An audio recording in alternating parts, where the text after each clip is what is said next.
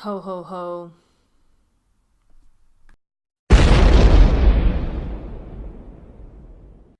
The holidays are coming. A time where society says we should celebrate love and care for our loved ones. And for normal people, this means spending time with your family. But if you just got no contact with your abusive family or even with an abusive ex, this is the holiday you've been dreading for the past few months. In this video, I will show you how to survive and even thrive through Christmas without the narcissist, and even use it to your advantage. So around you, everyone is making plans. Me, for example, I live in Brussels, an international city, so most of my friends are actually going away to their countries. And so you see people making these plans, leaving town, and you suddenly realize you're alone. You have no one to spend Christmas with. Or even if you do have a person to spend Christmas with, maybe a friend, maybe you are gonna work, it's just not the same. There's something inside you that feels wrong, that feels that this is not the right thing to happen. In the shops, carols are playing, and in the streets, Christmas lights are on, and your inner child just feels very needy and very sad, and you might be tempted to break no contact. Maybe you also feel like a loser who has to spend their time alone during Christmas, or you feel guilty because, yeah, what kind of an asshole would leave their parents alone during this time? Their poor, old parents alone in the cold. This voice that you're hearing, this guilt that you're hearing, is not your voice. This is the voice of society, and you should ignore it because society doesn't give a fuck about your happiness. Society doesn't know your history of abuse. There are very few people who will understand what you're going through, and in this time of the year particularly, you have to give even less of a shit about what other people are gonna say about your life choices.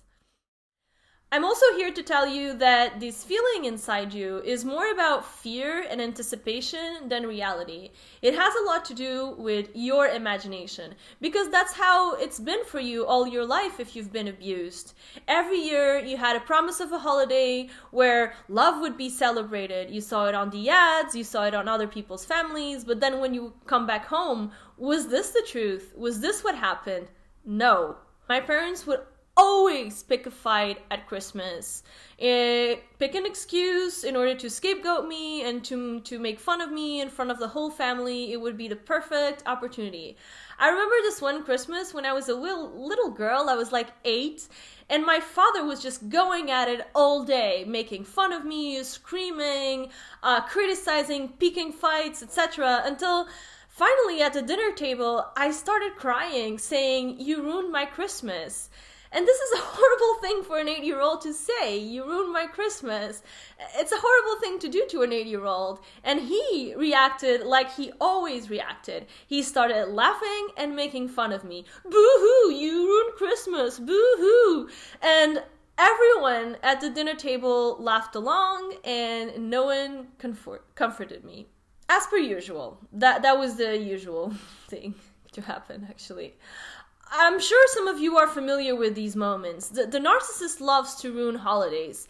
It's a special day, and they cannot stand happiness in other people. It's also a time to share love, to share caring. It's all about expressing genuine feelings for one another, which is a thing that they cannot do, because that would make him vulnerable, and that would destroy his whole persona. So, of course, this family dinner that I talked about was not a one-time experience. I have another example to tell you if you want, which is my mother, for example. One day she came in my room in Christmas Day, and she started pretending to cry, which was a thing that she would love to do, pretend emotions and this histrionic expressions of fake emotions. She would love it. So she pretended like she was crying, and she told me my father was gay and was having multiple affairs with men. And of course, I was so naive at the time that I just bought into it, and that just ruined my whole Christmas day. And of course, that was her goal. I'm just giving you these examples so you can also stop fantasizing about what should and shouldn't be and what could and couldn't be, and come back to the now, come back to reality. Stop living in your imagination. And the now and the reality is that every holiday is going to be ruined by the narcissist, no matter how much you wish it otherwise. Sad but true. So let's deal with it. In order to hoover you back in, the narcissist will make many attempts. He will play on this image given by society, and he will try to use it to his benefit. He will maybe even act super nice to hoover you back in. He will act confused. Maybe he will send his flying monkeys. All these tactics. Don't fall for it. And this fear you have, this image you have in your head about spending Christmas alone and how horrible it will be, well, it's also about your imagination. Because, no, it won't be easy, but it's just a day. Nothing horrible will happen in just a day. The roof is not going to fall on your face, or on your head, in your face if you're sleeping, in your head if you're standing, just because you don't have contact with your abusive family. It might become more evident, but it won't change anything. I'm here to tell you that Christmas without the narcissist is a time for reconstruction. And for this, and in order to help you go through this process, I have 2 tips. The first tip is, maybe this would be a good moment to deal with your feelings and your thoughts towards the situation. Talk about it beforehand with a therapist or with a trusted friend. What do you feel? What do you think? What's going on inside of your head? Make sure you talk with a trusted friend who understands your situation, and not with someone that's going to make you or suggest that you come back in contact with these people. Try to journal about it. I always find journaling very helpful because it helps me process my emotions. And allow yourself to be with this emotion. I find that mindfulness meditation really helps to process my feelings. It's a way of dealing with them, noticing how they come and go and they're not permanent. I will put a link on the description below to some mindfulness exercises that I find very useful. They're very easy, they're short, and they will help you deal with this emotional turmoil that you might be going through. So bottom line, don't run away from the emotion, because the more you shove it in, the more likely it is that it will come back to haunt you and bite you in the ass, and then maybe you will feel too fragile and be tempted to break no contact. Tip number 2, engage in a productive activity. This is good in order to distract yourself, but also to comprehend that now that the narcissists aren't in your life, this doesn't mean there's a terrible void with nothing. On the contrary, these abusive people took this space and corrupted it. They filled it with guilt, with suffering, with pain. And now is the time that you can get rid of these horrible emotions and actually start building something constructive.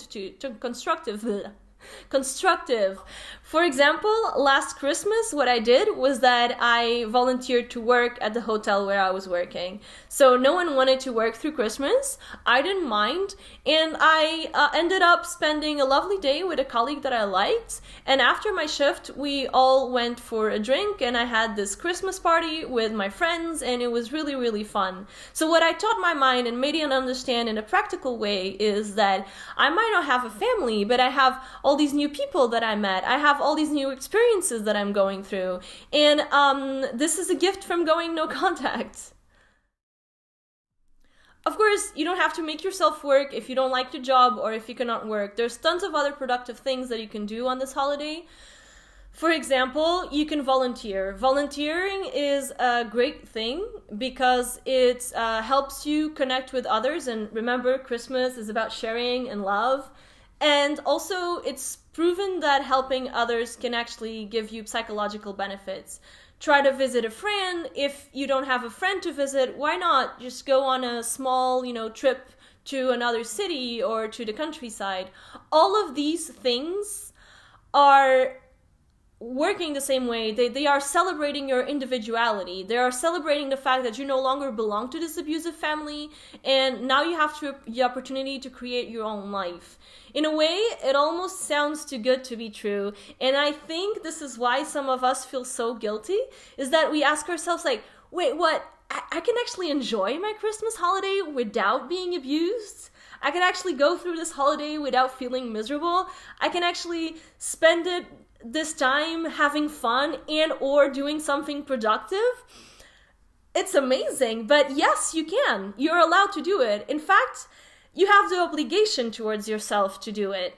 So the first and the following Christmases without the narcissist are actually a time for reconstruction. They're a symbolic time to start doing something that the narcissist never allowed to do, which is to love yourself. It's Christmas. It's high time you start loving yourself. Merry Christmas.